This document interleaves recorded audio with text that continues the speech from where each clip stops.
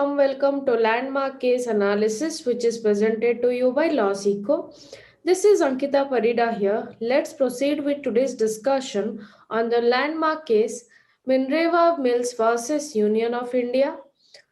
This is a landmark judgment given by the Honorable Supreme Court of India on 31st July 1980 by a five-judge bench.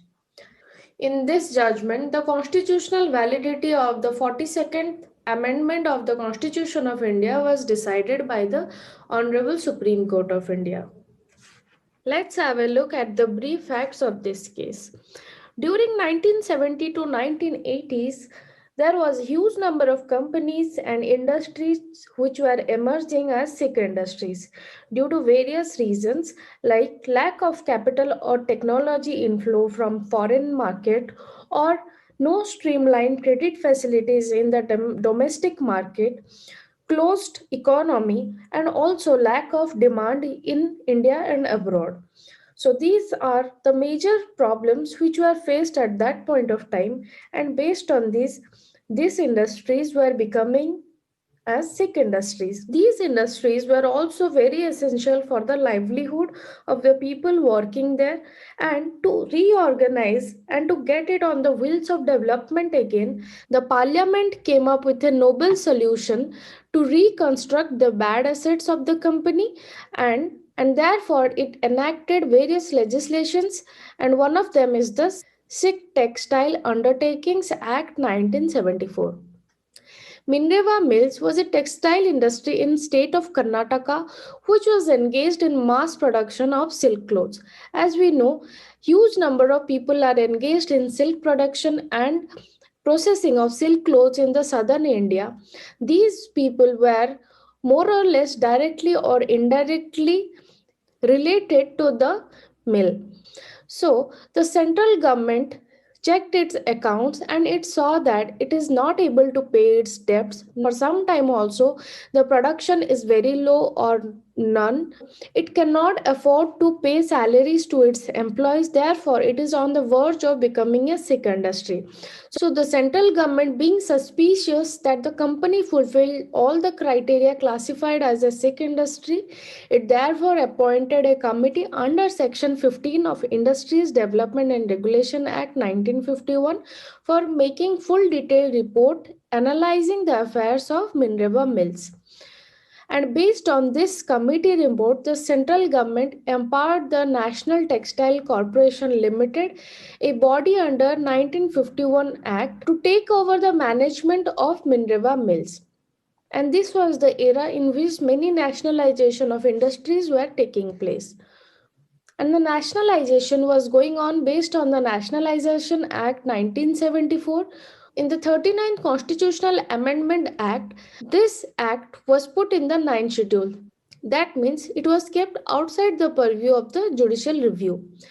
Now, the petitioner was not able to challenge this aspect of 39th Amendment since this remedy was barred by the 42nd Amendment.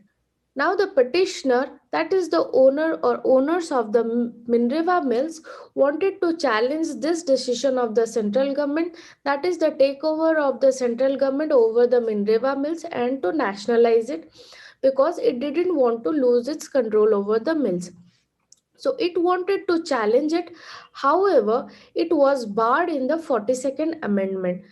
Therefore, the petitioner in this case challenged the constitutional validity of 42nd Amendment, which safeguarded the Nationalization Act 1974 from the judicial scrutiny. The 42nd Amendment was brought by the Indira Gandhi government in order to make the parliament more powerful and give it more authority. And therefore, the main issue before the court was to check the constitutional validity of 42nd Amendment and also to dig into the various provisions of it and check its constitutional validity. The main provisions which were in spotlight in this case were Section 4 and Section 55 of the Amendment Act. Section 4 had amended Article 31C of the Constitution to accord precedence to the directive principle of state policy over the fundamental rights of individual.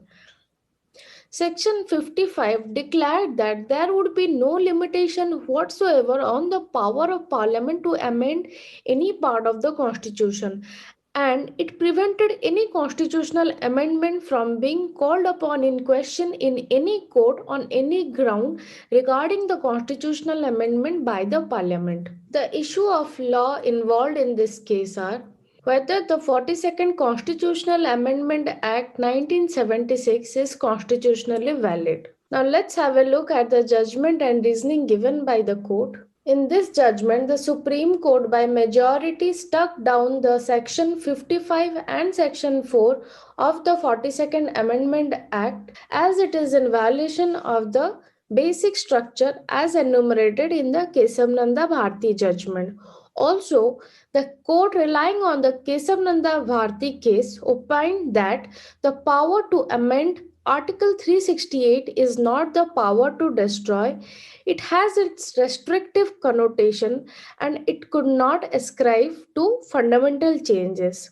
To understand it simply, the Parliament, in order to pass a constitutional valid amendment, the particular amendment is subject to the application of basic structure test and has to pass it. And the therefore, the court clearly mentioned the scope of amendment of Article 368, which is it has to pass the basic structure test and it cannot change the fundamentals of the Constitution. Therefore, based on it, the court held that Section 55 of the Amendment Act 1976 is void since it at first has made the challenge in code impossible, and secondly, it removes all restriction on the power of Parliament under Article 368. The court also explained the relationship between the provision of Part 3 and Part 4, that is, the fundamental rights and the directive principle of state policy.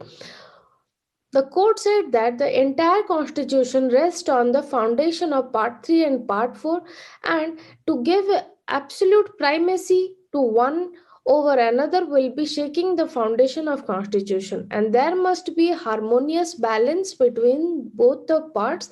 Therefore, the provisions of Part 4, that is directive principle, must be achieved but without abrogation of fundamental rights.